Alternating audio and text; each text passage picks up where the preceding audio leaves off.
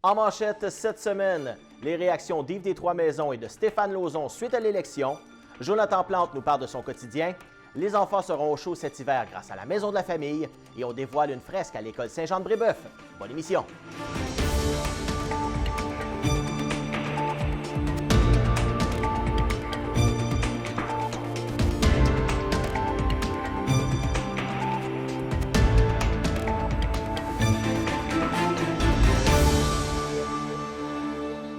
Bienvenue à InfoMag.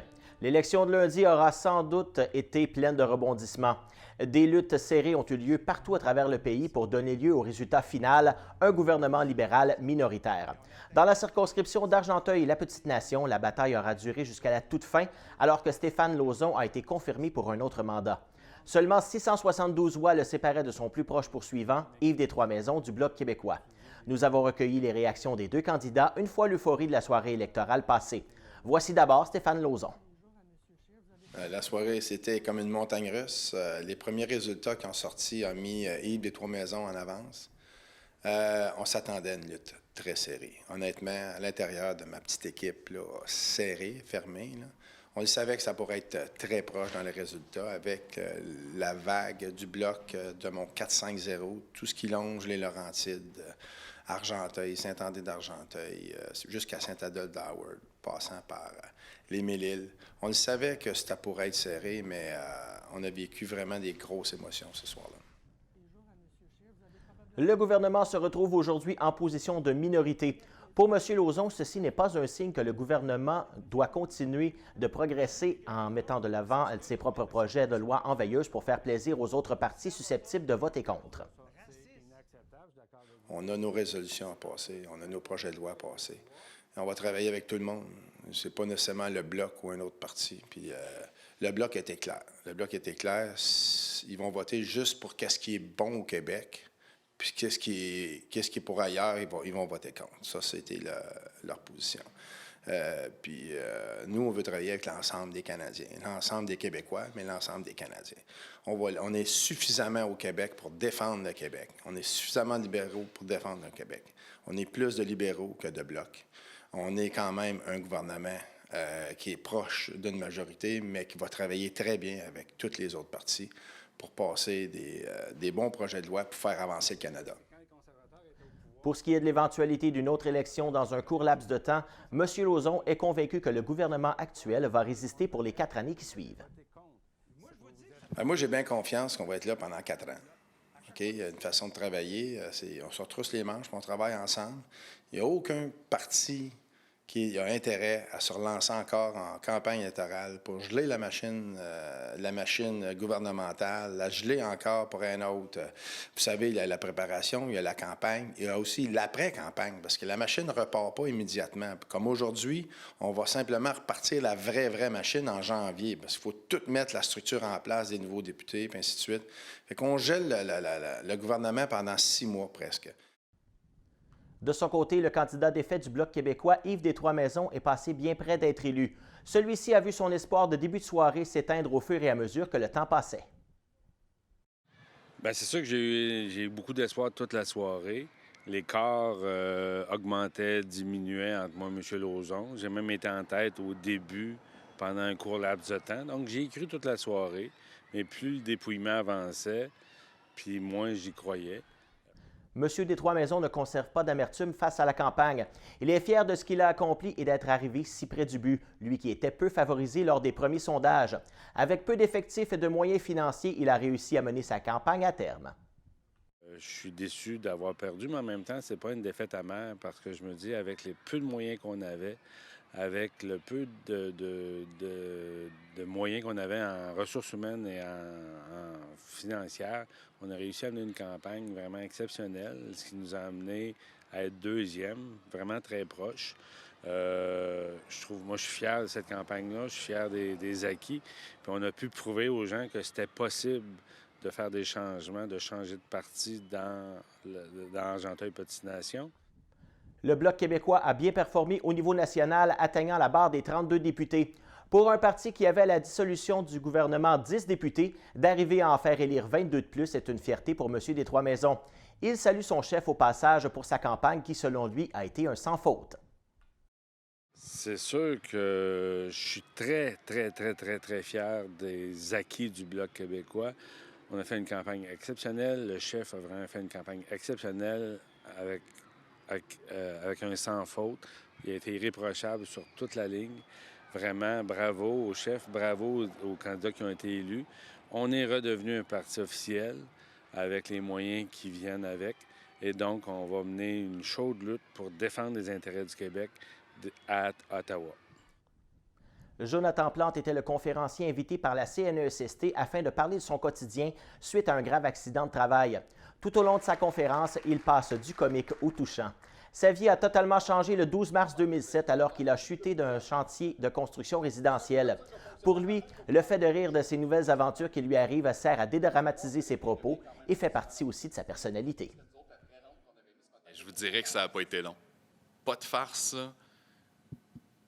Là, je vais de mémoire, là, puis ma mémoire, elle me joue des tours pour cette période-là de ma vie parce que j'étais vraiment sur la morphine. J'étais dans les vapeurs 24 heures sur 24. Mais moi, je me souviens que la journée que j'ai appris que je ne remarcherais plus jamais, c'est la journée où est-ce qu'on a commencé à avoir du fun à l'hôpital. Donc, 2 jours après l'accident, j'ai averti tout le monde dans la chambre d'hôpital. C'est correct si vous avez de la peine, vous avez le droit de pleurer, mais à partir de maintenant, si vous voulez pleurer, c'est dehors. J'ai dit là, on a quelque chose de gros à entreprendre. J'ai dit, on va le faire dans la bonne humeur, puis on va s'amuser. Il répète tout au long de sa conférence à quel point sa conjointe a été importante et continue de l'être tous les jours. Un moment fort reste le moment où il nous a raconté qu'il a accepté qu'elle puisse partir un jour. Voici ce qu'elle lui a répondu lorsqu'il lui a mentionné cette éventualité. J'y ai même dit, tu peux partir, la porte est ouverte, je t'en voudrais jamais, je vais comprendre. Puis là, ce qu'elle m'a répondu, je vais m'en rappeler toute ma vie. Parce qu'elle m'a dit, puis là, c'est quasiment du wording, là, mot pour mot, là. Elle m'a dit, écoute-moi bien le gros, parce que je vais te le dire juste une fois. Elle dit, j'ai pas perdu le gars que j'aime. Elle dit, le gars que j'aime peut juste plus marcher. Fait que si tu changes pas, puis que tu restes le même que tu étais avant, moi, je partirai pas. Si tu changes, je vais m'en aller, c'est sûr. En terminant son allocution, il se souhaite de ne jamais rencontrer l'un des élèves invités à ses conférences dans un centre de réadaptation. Il est important pour lui de rappeler qu'un accident est si vite arrivé et que ça change beaucoup plus de vie qu'uniquement celle de la victime. Les roulantes, vous l'avez vu, j'en ai pas parlé. Parce que les gens le voient, sont capables de figurer ce que ça implique. Moi, ce que je fais, c'est que je leur montre tout ce qu'ils ne peuvent pas voir, à moins que je leur dise. Donc, toute l'arrière-scène. Puis, c'est pour amener cette réflexion-là. La Maison de la famille de Buckingham tient encore une fois cette année sa campagne « Garder les enfants au chaud ». Pour cette 9e édition, on espère battre le score de l'année dernière avec plus de 300 habits de neige remis. Le chiffre de 400 habits donné est souhaité par l'un des partenaires, Sébastien Jonca, que nous avons rencontré. Je te dirais, ça fait notre 9e année en passant. Le plus gros de l'année, c'était l'année passée. On a envie de donner environ 320 habits. Les paniers de Noël ne sont pas sortis. Ça va être la plus grosse année depuis 9 ans. C'est sûr, on aimerait bien avoir un 400 habits de neige. On est prêt à recevoir des sous. Vous appelez la maison de la famille. Des vêtements usagés pour garder les enfants chauds. N'importe quoi, de la tête aux pieds, bas, mitaines, tucs. Il y a une demande cette année. On a vraiment besoin de votre aide. Plusieurs commanditaires se sont joints à l'équipe pour donner un coup de main afin que les enfants puissent profiter de l'hiver. Ceux-ci offrent argent ou produits et contribuent aussi en mettant des boîtes de ramassage de dons ou de vêtements. Oui, il y a IGA Descoterais-Brazeau, il y a les Lions de Buckingham, les Chevaliers de Colomb, il y a Art, Tic Géant pour les vêtements. Il y a toujours IGA Descoterais qui a une boîte pour ramasser les dons. Maison de la famille, on ramasse des sous ici, des vêtements ici et des sous. Les bingos le jeudi, puis chez Matériaux Bonhomme, il y a une boîte aussi là, qu'on peut déposer des vêtements. Puis aussi, les filles d'Isabelle de Gatineau sont en arrière de nous déjà depuis 9 ans. Puis j'apprécie énormément. Sans commanditaire, je ne pense pas que la campagne serait encore là aujourd'hui. C'est une situation dramatique vécue il y a 9 ans qui a fait prendre conscience à M. Jonca des besoins de la région. Il a fait appel à ses contacts dans le monde des affaires pour établir ce projet qui est encore très apprécié aujourd'hui. Le 9 ans passé, j'ai rentré à la maison de la famille au mois de novembre. Je venais voir Chantal pour quelque chose. Il y a un petit garçon qui rentre, il pleurait. J'ai dit, Chantal, qu'est-ce qui se passe? Il n'y avait pas de bas, pas de mitaine. Il pleurait, il avait froid. Chantal, sur notre bord, a dit, on n'a rien donné. Je me suis tourné de bord, j'étais voir mon patron, Paul Bonhomme. J'ai dit, Paul, ça me touche trop, il faut faire quelque chose, puis c'est de là sa partie.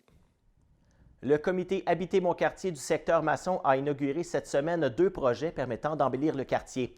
Le premier est une fresque historique réalisée par l'artiste de Gatineau, Marie-Rosa Sikauska, sur le mur extérieur de l'école Saint-Jean-de-Brébeuf. Malgré le temps maussade, elle nous explique ici son œuvre et où elle est allée chercher l'inspiration. J'ai commencé par voir un peu qu'est-ce qui représentait bien Masson. Je trouvais que la rivière Le Lièvre, elle a été un point tournant dans l'histoire, donc je me suis basée un peu là-dessus pour faire l'image, le visuel de la murale. J'ai nommé l'œuvre Wabausipi, qui veut dire rivière du Lièvre en algonquin, pour honorer les peuples autochtones qui vivaient ici avant. Après, comme la rivière elle a été un point tournant pour l'industrie forestière, j'ai inclus des billots de bois. Ensuite, ces billots de bois-là se transforment en crayons pour représenter le fait que le futur se dessine encore aussi, comme c'est sur une école, pour représenter ça par rapport aux enfants. On voit aussi une silhouette de chemin de fer, le chemin de fer aussi a été un élément important du développement de Masson-Angers. Sur le côté, j'ai représenté des quenouilles ainsi qu'une petite grenouille cachée comme pour représenter les marais qu'on voit dans les alentours. Puis les petits points brillants tout au long de la murale représentent le mica pour faire référence aux effeuillages de mica qui se faisaient. Puis le mica, c'était quelque chose de très volatile qu'on retrouvait partout au moment de l'effeuillage, donc c'est pour ça qu'il y a des petits points un peu partout. Le chargé de projet du comité, François Grenier, nous explique aussi que cette fresque n'est que la première d'une série qui prendra forme dans le quartier. Ne reste qu'à boucler le financement avec quelques partenaires. Première fresque pour nous, pour le comité Habiter mon quartier. Donc là, on a déjà fait une demande pour la prochaine année au Fonds de développement de revitalisation des anciens centres-villes. Donc on espère peut-être pouvoir l'année prochaine réaliser une prochaine fresque qui sera quelque part dans le vieux Masson. Donc on est en attente là, de la réponse de la ville. M. Grenier a profité de l'occasion pour nous inviter au parc Jackayami pour le 2e projet, 2 terrains de pétanque aménagés à côté du terrain de tennis. Le chapiteau existant permettra de jouer à l'abri des intempéries. Il y a un autre projet qui s'est réalisé grâce à notre conseiller, c'est des jeux de pétanque. On n'en avait pas, puis les personnes âgées, Mme Kennedy est là, c'est en effet leur porte-parole, disait, bien, on a un vieillissement de la population à Masson, on aimerait ça être capable de pouvoir avoir des activités plus tranquilles, mais qui rassemblent les gens. Donc, il y a à peu près 2 semaines, ça a été terminé. On a installé les 2 premiers jeux de pétanque là, à Masson. C'est ce qui complète les nouvelles. Après la pause, on rencontre Isabelle Bellil, metteur en scène de la pièce Une petite entreprise familiale. Est-ce que tu sais à combien papa peut rouler dans les quartiers de Gatineau? Ben oui, jusqu'à un maximum de 40 km/h. T'es bien bon, toi. Tu veux-tu une réglisse? Ben oui. T'aimes ça, la réglisse, toi? Oui, vraiment. Maison. École! Papa, c'est 30 km/h autour des écoles. OK, papa, mais moi, je peux aller à 40 km/h.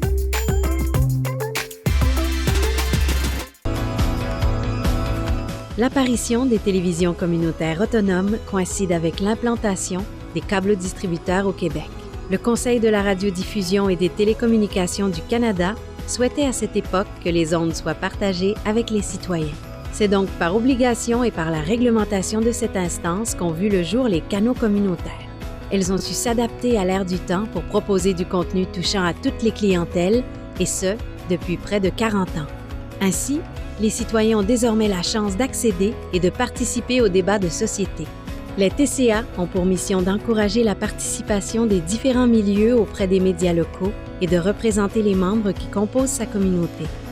L'accessibilité à un contenu télévisuel qui les concerne directement reste encore à ce jour l'élément le plus important pour les citoyens de la province. Nous pouvons dire sans hésitation que les canaux communautaires sont des médias de proximité.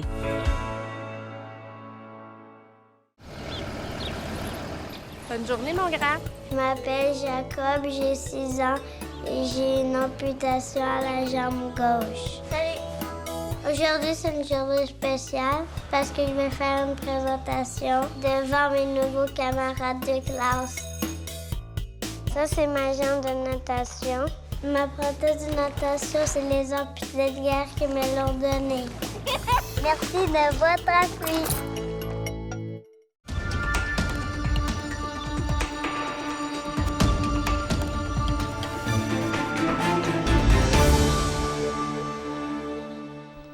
En entrevue cette semaine avec Isabelle Bellil, metteur en scène de la pièce Une petite entreprise familiale qui est déjà à l'affiche depuis mercredi le 23 novembre. Bonjour, Mme Bellil. Bonjour. C'est une production qui est du Théâtre de l'Île, mais avec des citoyens. Oui. Alors, 12 acteurs citoyens et ce qui est extraordinaire, c'est que j'ai 10 générations. Donc, les plus jeunes ont début vingtaine et ça va jusqu'à début 70. Donc, on a toute une grande famille avec nous. C'est vraiment le fun pour ça. Oui, parce que l'histoire s'y prête bien aussi. Oui. C'est une histoire qui parle d'une entreprise. Avec ce que vous pouvez nous dire, sans dévoiler de punch. Oui, parce qu'on s'entend, c'est un suspense humour noir, donc je ne peux pas trop en dire, mais ce qu'on sait, c'est qu'on suit Jacques, un homme début cinquantaine qui reprend l'entreprise familiale de son beau-père et il s'aperçoit assez rapidement qu'il se fait de la petite business par en dessous et que les gens qui font cette petite business-là sont plutôt près de lui.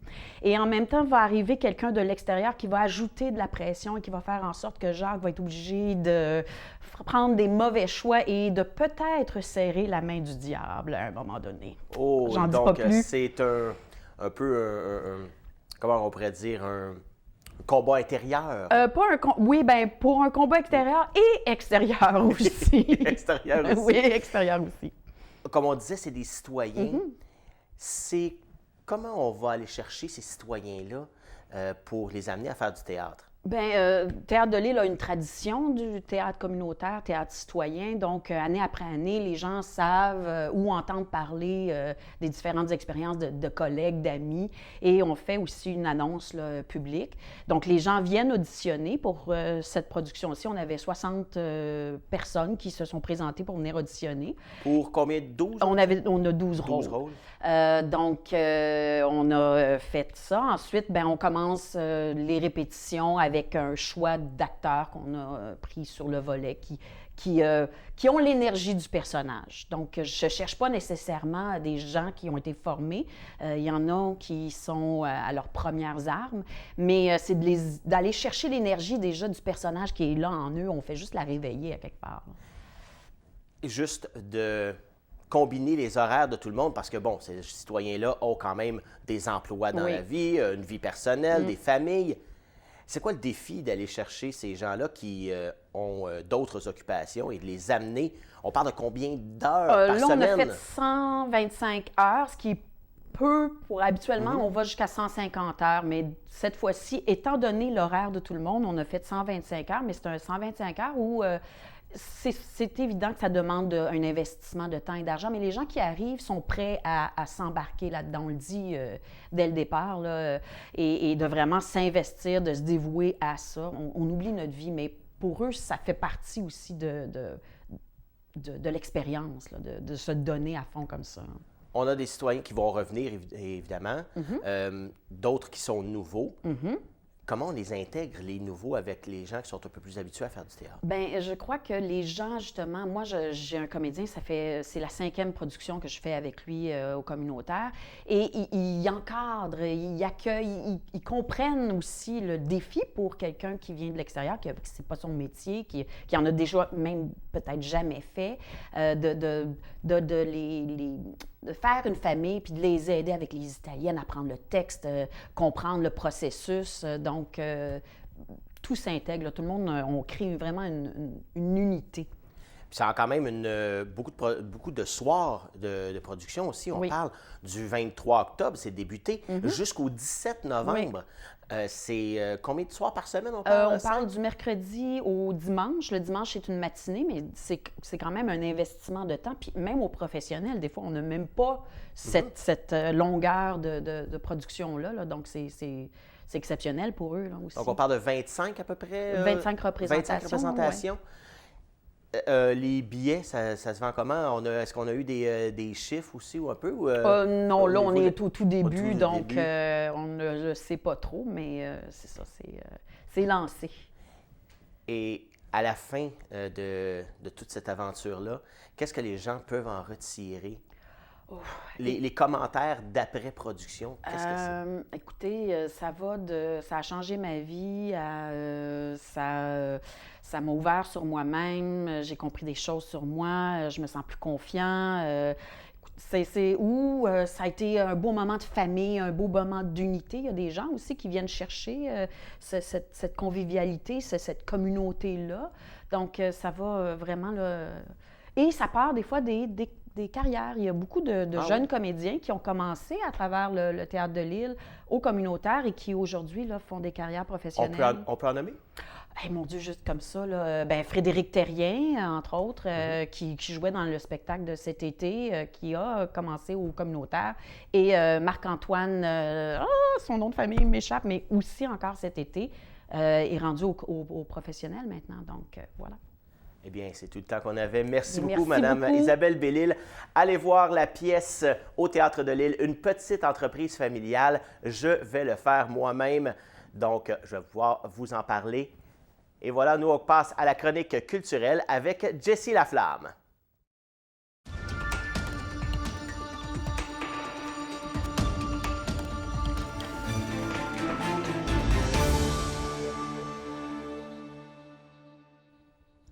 Et on passe maintenant à la chronique culturelle. Comme à l'habitude, on retrouve Jessie Laflamme. Bonjour, Jessie. Bonjour, Sylvain. Il y a plusieurs activités qui sont organisées pour l'Halloween qui s'en vient incessamment. Incessamment. Jeudi prochain. Oui, impossible de s'ennuyer. Il y a évidemment Halloween au village, qui est une tradition depuis plusieurs années. Concours de déguisement, animation, beaucoup d'activités à l'horaire durant toute la journée au parc McLaren. Et les gens sont invités à contribuer avec une marmite de bonbons, donc amener quelques bonbons. Et il y aura une particularité cette année, c'est le bal des sorcières. Donc, les gens, les commerçants de l'avenue Bocam invitent les visiteurs à se déguiser en sorcières pour aller les visiter. Et il y aura une danse à 19h au parc McLaren pour tout le monde. Dans le fond, on peut aller voir la danse sur Steampunk Bocam parce que c'est organisé par eux. Donc, les gens qui voudraient participer et le faire peuvent le faire, évidemment. Il y a évidemment Chamboisé aussi, qui est une tradition depuis plusieurs années. 14 maisonnettes seront décorées sur le site. Les enfants pourront visiter et aller chercher des bonbons. Et encore une fois, on demande une contribution à la marmite de bonbons. Il y aura un stationnement payant sur place. Il faut acheter des billets d'avance. Sinon, les gens sont invités à stationner au parc industriel. Il y aura des navettes. La dernière navette aura lieu à 19h. Également, à Beaumune, parc du Centenaire, le 31 octobre. Chamboisé aussi, c'était le 31 octobre. A déguisé son parc en site hanté. Donc, il y aura des tables où les enfants pourront aller chercher des bonbons. Ça se déroule du côté de Beaumune. À Saint-André-Avelin, la traditionnelle maison manoir hanté revient. Chaque année, on change le parcours, mais chaque année, on a peur. Plusieurs enfants hésitent à le faire, tellement qu'ils ont créé un parcours 0-5 ans aussi. Papineauville aussi, première initiative, ça se fait au parc Henri Bourassa. Il y aura une espèce de mini manoir hanté, cimetière hanté, donc les gens pourront aller de ce côté-là. Il y a le Belga aussi qui organise le 26 octobre, donc en fin de semaine, une soirée burlesque où le glamour sera présent. Une soirée différente et c'est gratuit, les gens pourront y assister. Et on retrouve également à Montebello un concours de citrouilles qui a été lancé par le Fairmont Château Montebello. Chaque département de l'entreprise a créé une citrouille. Les gens sont invités à la décorer, mais cette année, autre particularité, c'est que les commerçants ont embarqué aussi. Donc, les gens sont invités à faire la tournée du village pour aller voir, pour voter pour leur plus belle citrouille. Et le château organise une soirée chansonnier d'Halloween, déguisement et tout, le 1er novembre au bistrot La Seigneurie. Donc, question de faire durer le plaisir encore jusqu'au vendredi. Là. Et là, quand j'ai lu le prochain sujet, je me suis dit... Oui.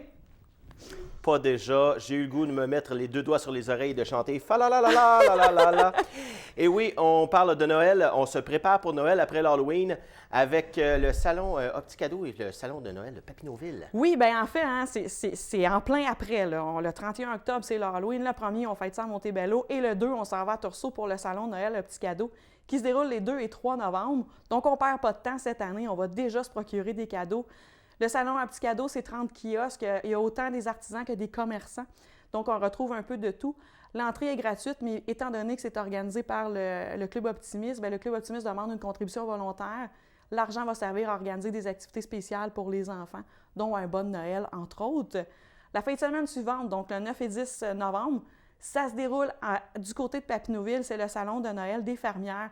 90 exposants envahissent carrément le centre communautaire. On y retrouve de tout. C'est vraiment axé sur l'artisanat cette fois-ci et non moins commercial.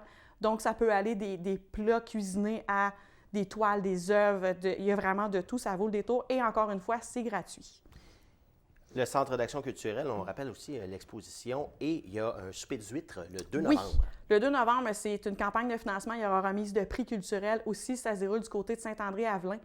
Donc, souper d'huîtres et de moules. Il y aura aussi du poulet pour ceux qui aiment moins les mollusques. Et donc, également, l'argent va servir à organiser différentes expositions. En ce moment, on parle de l'exposition Denis Bordelot qui se déroule du côté de Centre d'action à Saint-André. Et il y aura aussi tant qu'à parler de Noël, il y aura aussi le petit format Gros Cadeau qui est un collectif d'artistes qui va suivre. Dans le fond, Denis Bordelot, c'est jusqu'au 22 novembre et après, ils vont y aller avec l'autre exposition. Il y a une belle histoire qui se passe à Saint-Cycle. Oui. On inaugure un nouveau lieu patrimonial. Oui, et en fait, c'est la famille Boivin qui...